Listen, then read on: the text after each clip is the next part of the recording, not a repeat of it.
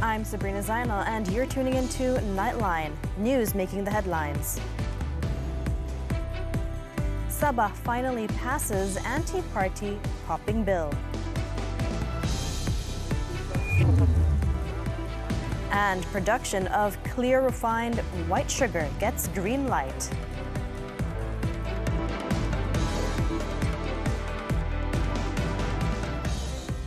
Good morning. We begin with this story. Prime Minister Datuk Seri Anwar Ibrahim has told religious scholars that they do not need to be afraid of criticizing the government. He said the government was open to criticism so long as they were not slanderous. Ulama boleh tegur dengan baik, menghormati dan mendampingi supaya dapat diperbaiki. Itu yang ditekankan oleh kedua-dua ulama. Bukan untuk mencerca, memfitnah dan menghukum. Iaitu dan bila pemimpinan pula, bila dengar ulama yang bercakap dengan ikhlas dan berani menegur dan diterima dengan baik. He said this at the Muzakarah Ulama Umara in Shah Alam on Thursday. However, Datuk Seri Anwar said there are things that may be mutually agreed upon but cannot be implemented due to certain limitations or the level of public understanding in certain matters. At the event, the Prime Minister also asked the Education Ministry and the Malaysian Islamic Development Department, JAKIM, to republish the Koleksi Hadis 40 Imam Nawawi book for distribution to all schools for the benefit of the students. Meanwhile, Datuk Seri Anwar is expected to attend a meeting on resolving water woes in Kelantan and Sabah next week. The Prime Minister said he would meet Kelantan Menteri Besar Datuk Ahmad Yaakob and Sabah Chief Minister Datuk Seri Haji Jinor. Saya sedang mengatur pertemuan di antara Kementerian Sumber Asli, Kementerian Kewangan dan Menteri Besar Kelantan. Begitu juga dengan Sabah.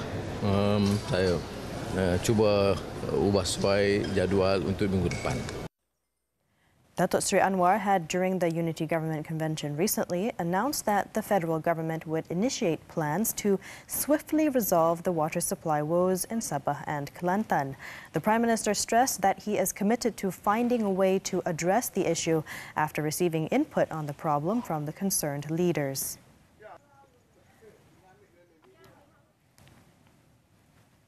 History was made at the Sabah Assembly on Thursday as it passed a law to stop party hopping that has seen governments fall and rise through defections over the last 60 years.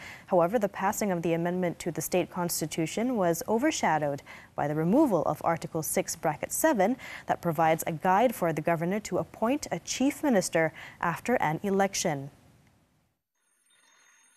The article was introduced in 1990 by the Parti Bersatu Sabah government to stop losing parties to form a government using the 6 nominated assemblymen. The deletion of Article 6(7) was tabled together with the anti-party hopping bill. All 75 of the 79 assemblymen present gave their full backing for the long-awaited anti-party hopping amendment tabled by Chief Minister Datuk Seri Haji Jinor. In tabling the bill, he said that party hopping culture in Sabah had disrupted stability of the government. Ahli Dewan Undangan Negeri yang keluar daripada parti politik dalam satu parti gabungan dan menyertai parti politik yang lain dalam gabungan yang sama atau berbeza adalah terhenti menjadi ahli Dewan Undangan Negeri. 14 Warisan Assemblymen did not support the amendment for the removal of Article 6(7), but it was passed at the Assembly when all 61 government assemblymen from Gabungan Rakyat Sabah and Pakatan Harapan, as well as Sabah Barisan Nasional, backed the removal of the clause. The House voted separately for the anti-party hopping law and the removal of Article 6(7). Datuk Seri Haji Ji said that the Chief Minister did not have to be the leader of the political party with the most elected representatives. Under Sabah Constitution, 73 assemblymen are elected, while the ruling government can appoint 6 nominated assemblymen from any political party or even non-governmental organizations, NGOs, to be assemblymen.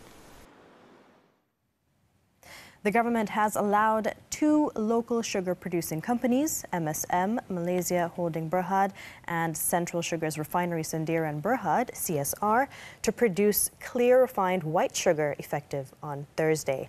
Domestic Trade and Cost of Living Minister Datuk Seri Salahuddin Ayub said the approval would give consumers a choice of sugar besides the existing coarse and fine refined white sugar. Datuk Seri Salahuddin said the government has also instructed MSM and CSR to continue producing refined white sugar at the current quantity of 42,000 tons per month. Ops manis akan diteruskan selama sebulan lagi. Ini adalah untuk kita pastikan walaupun telah wujud pengeluaran gula putih bertapis jernih yang diizinkan harganya tidak dikawal itu, dengan wujudnya gula bertapis jenis ini tidak mengganggu ataupun tidak menjadi gantian kepada gula bertapis kasar dan halus yang saya sifatkan sebagai gula rakyat yang mesti berada di pasaran minimum 42,000 tan sebulan. He also stressed that the sale of clear refined white sugar cannot replace the existing supply of white sugar, and the company will face action if it does not produce enough of the existing supply of white sugar. He added that warnings have also been given to wholesalers and retailers who impose conditional purchases or do not sell existing white sugar to customers.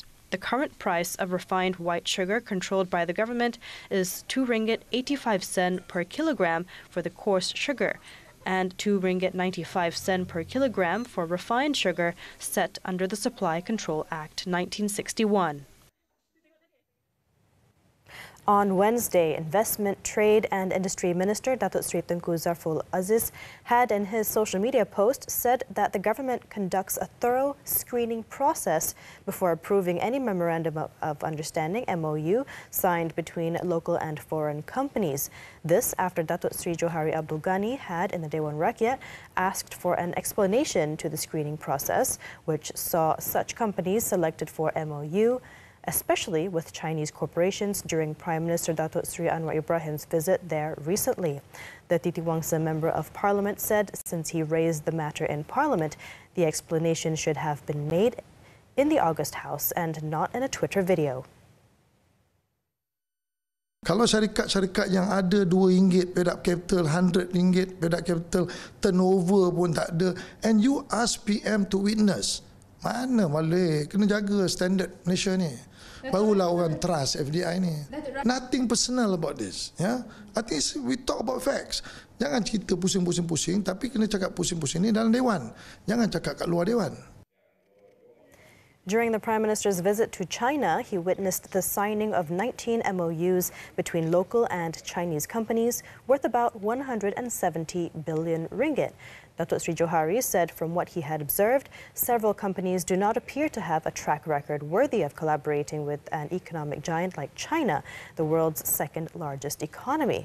He said the explanation on the screening process of companies when done in the Dewan Rakyat can be made a reference point and will prevent it from being politicized.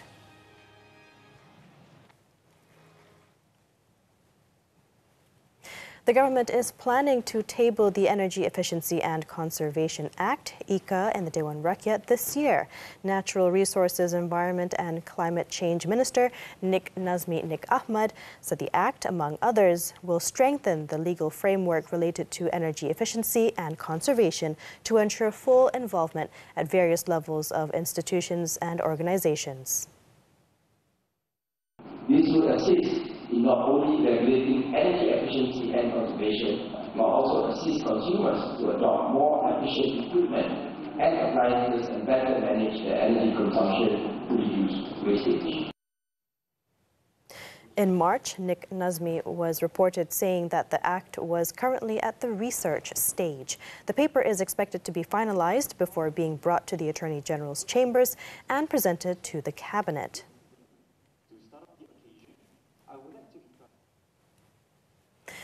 The Defence Ministry has finalized a total of 43 contracts worth 10.128 billion ringgit at the Langkawi International Maritime and Aerospace Exhibition 2023, or Lima 23 so far. This was done through the signing ceremony of 20 contract documents, 21 letters of acceptance and 2 letters of intent at the Mahsuri International Exhibition Centre on Thursday, which as witnessed by Defence Minister Datuk Seri Muhammad Hassan.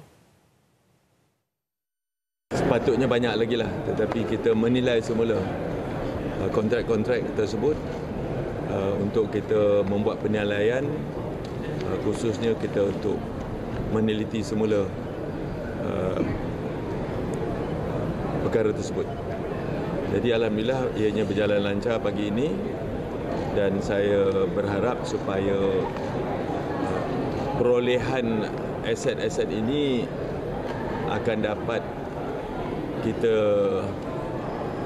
terima dengan keadaan baik dalam jangka masa yang ditetapkan. According to the statement by the Defence Ministry, several new defence asset acquisitions are being made to further strengthen the Malaysian Armed Forces. For the Royal Malaysian Air Force, RMAF, the ongoing procurement includes 18 units of the FA-50 Fighter Lead and Trainer Light Combat Aircraft, or FLIT LCA, from Korea Aerospace Industries. RMAF will also acquire 3 units of Unmanned Aerial Systems, UAS, and Associated Support Category Medium Altitude Long Endurance Male Phase 1 from Turkish Aerospace Industries, and 2 units of Maritime Patrol Aircraft, MPA Phase 1, and associated equipment from Leonardo SPA.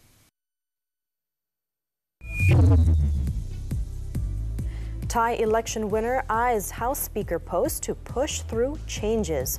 News from the Foreign Front when we return.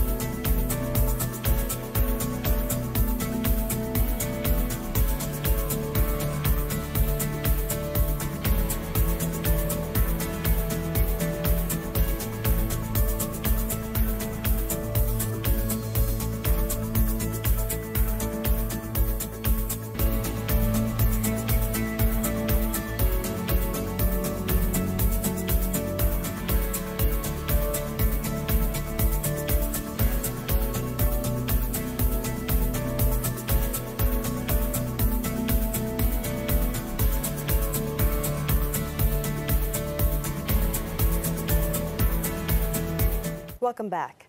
Over in Thailand, first-time election winner Move Forward Party has set its sights on the House Speaker position on Thursday in order to push through the changes it promised voters, including drawing up a new constitution.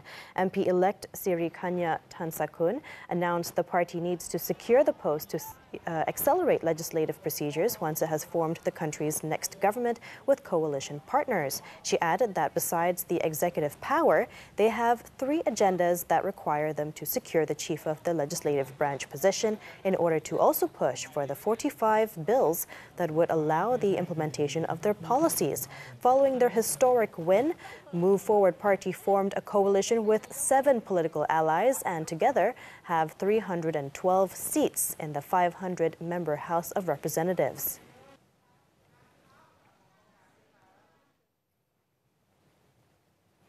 Cambodia's Constitutional Council on Thursday rejected an appeal by the sole opposition party against its election disqualification, a decision that means the ruling party will run virtually unopposed in July. The 9-member council said the National Election Commission's, or NEC's, disqualification of the party was constitutional and the tribunal's decision was final.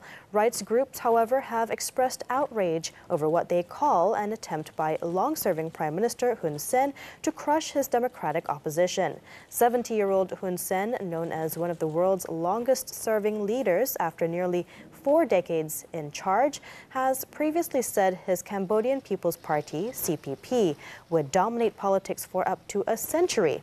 The Candlelight Party, a weakened reincarnation of a popular opposition party that was dissolved in 2017, was disqualified from the July 23 election over its registration paperwork, a ban activists dismissed as part of a years-long effort to crush opposition to long-serving Prime Minister Hun Sen.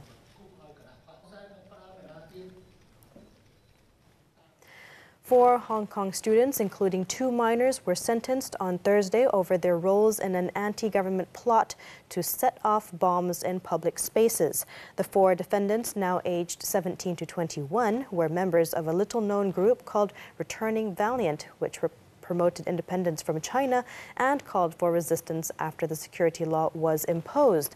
It was alleged that the group planned to make bombs using the explosive triacetone triperoxide, or TATP, in 2021 and set them off in public areas, including court buildings. Before they could procure the materials, Hong Kong's National Security Police arrested them in July of that year.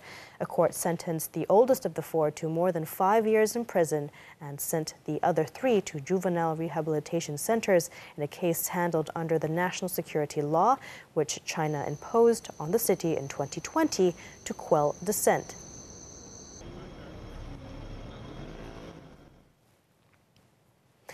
Tina Turner, the American-born singer who left a hardscrabble farming community and abusive relationship to become one of the top recording artists of all time, died on Wednesday at the age of 83. According to Turner's representative, she died peacefully after a long illness in her home in Kusnacht near Zurich, Switzerland.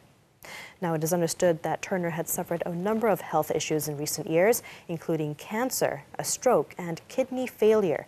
The American-born singer rose to fame alongside husband Ike in the 1960s with songs including Proud Mary and River Deep, Mountain High. Dubbed the Queen of Rock and Roll, Turner won 6 of her 8 Grammy Awards in the 1980s and was famed for her raunchy and energetic stage performances. Following her death, tributes poured in from around the world, with some of music's biggest names, such as Beyoncé and Mick Jagger, lamenting the loss of a singular and instantly recognizable performer whose popularity spanned generations.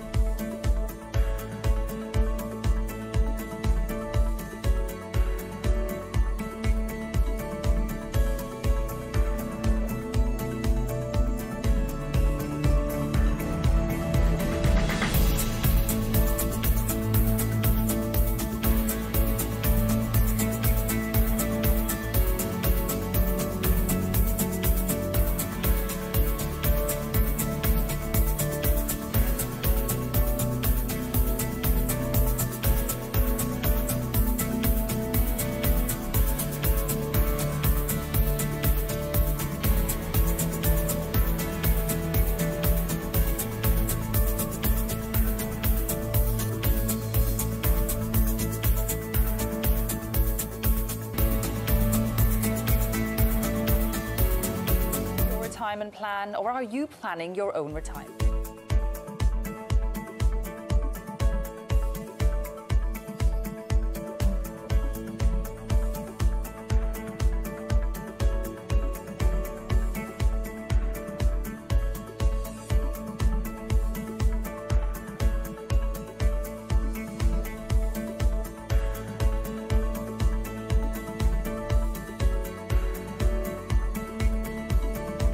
We're back with sports. Badminton, the 2023 Pro Dua Malaysia Masters. An unwell Li Zijia crashed out of the tournament after going down 19-21, 21-16, 15-21 to Taiwan's Lin Chunyi in the second round at Axiata Arena on Thursday. Zijia had not been feeling well since returning from the Sudirman Cup in Suzhou last week, and it was evident in his game against Chunyi as he was struggling to keep pace with the Taiwanese, and the clever Chunyi pressed home his advantage to get the win. Zijia's exit meant that Malaysia's interest in the men's singles of its own tournament has come to a premature ending. In the men's doubles competition, Malaysia's top men's doubles pair and defending men's doubles world champions Aaron Chia, So Woo Yi were in a class of their own to dispose South Korea's Choi So-gyu, Kim Won-ho 21-19, 21-14 in straight sets. The Malaysian pair's opponents in the quarterfinals will be Indonesia's Leo Roli Karnando, Daniel Martin. Meanwhile, Ong Yu-sin, Teo Yi were made to slog before discarding Taiwanese duo Lu Qingyao, Yang Po-han 15-21, 21-12, 21-19 to qualify for the quarterfinals. Yu-sin Yi will set up an encounter against Kang Min-hyuk Seo Sung-jae after the South Koreans got past Akira Koga, Taichi Saito of Japan 21-15, 21-17. Another Malaysian men's doubles pair, Man Wei Chong, T Kai Won, also marched into the quarterfinals after coming from a set down to beat Scotland's Alexander Dunn Adam Hall 19-21, 21-16, 21-13. The duo, ranked 26th in the world, will meet Indonesia's Muhammad Ahsan, Hendra Setiawan. Earlier, after laboring for close to 90 minutes, Malaysia's top women's doubles pair, Pearly Tan and Tina, checked into the quarterfinals following a 21-17, 18-21, 21-19 win over Japan's Rina Miyaura, Ayako Sakuramoto in the second round. Going into the match against a Japanese combination, Pearly Tina had expected a grueling encounter, but a 211-shot rally to win the 17th point in the rubber was to be the talk of the town, or at least in Bukit Jalil. Pearly Tina, French Open champions from last year, will face another Japanese duo, Yuki Fukushima, Sayaka Hirota, in the last 8 on Friday. Turning to tennis now, the Lyon Open. Top seed Felix Auger-Aliassime overcame Pablo Llamas Ruiz of Spain in straight sets 7-5, 6-2 to advance to the quarter-finals. The Canadian world number 10 will face 18-year-old French wildcard Arthur Fils, who was given a walkover after his opponent Michael Ymer was disqualified for smashing a racket on the umpire's chair. Cameron Norrie and Tommy Paul, the number 2 and 3 seeds respectively, also booked their spots in the quarters. Paul set up an All-American last 8 tie against Brandon Nakashima, having overcome Gregoire Barrère 7-6, 4-6, 6-3 in a match suspended due to bad light on Tuesday, while defending champion Norrie defeated David Goffin in straight sets 6-3, 6-4.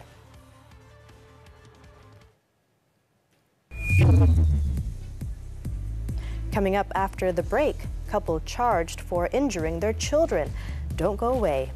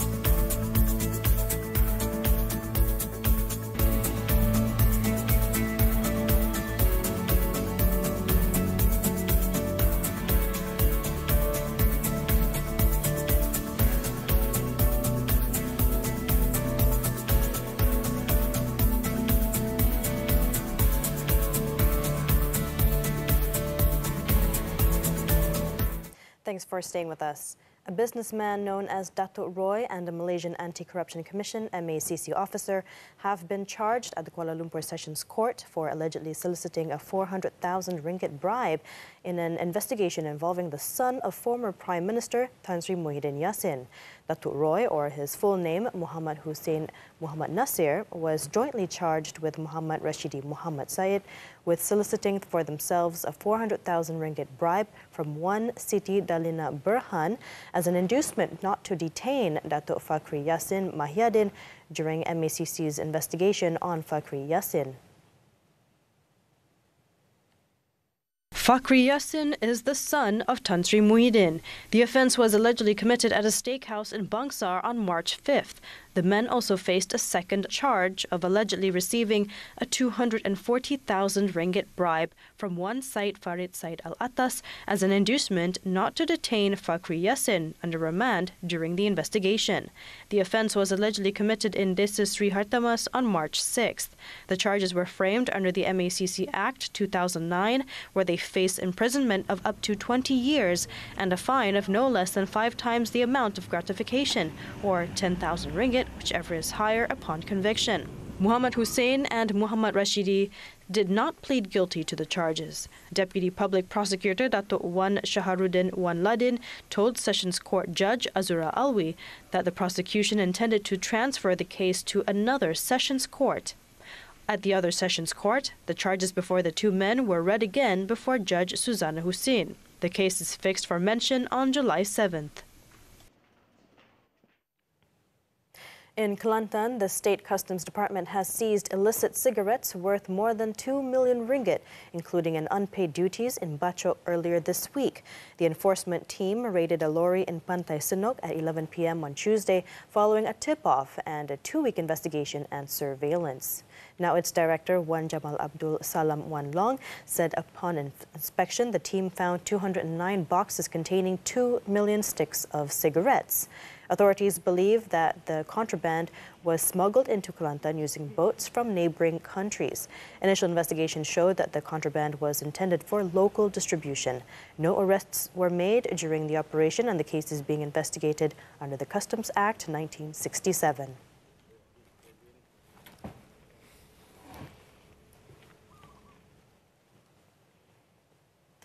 Meanwhile, in Pahang, a couple pleaded not guilty at the Kuantan Sessions Court to 2 counts of causing injuries to their 2 children early this year. The 29-year-old stepfather to the children, Nur Alif Rizwan Zakaria, and their 28-year-old biological mother, Nur Shafika Rosli, claimed trial when the charges against them were read before Judge Muhammad Mokhzani Mokhtar.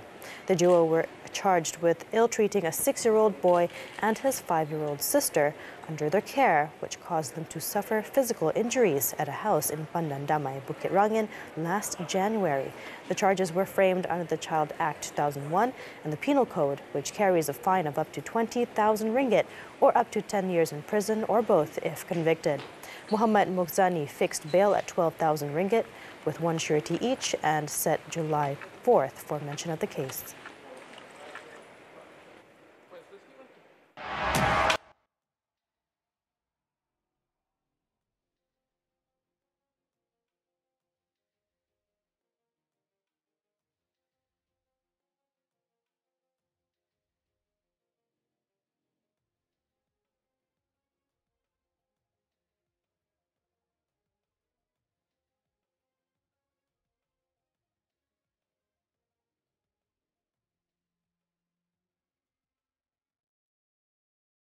Overcoming her physical disability and inspiring others to pursue their dreams, Tunisian artist Olfa Dababi's highlighted aesthetic and moral dimensions of womanhood through digital portraits. Let's take a look at her exhibition as we wrap up Nightline this time around. With that, I'm Sabrina Zainal. Thank you for joining us and take care, Malaysia.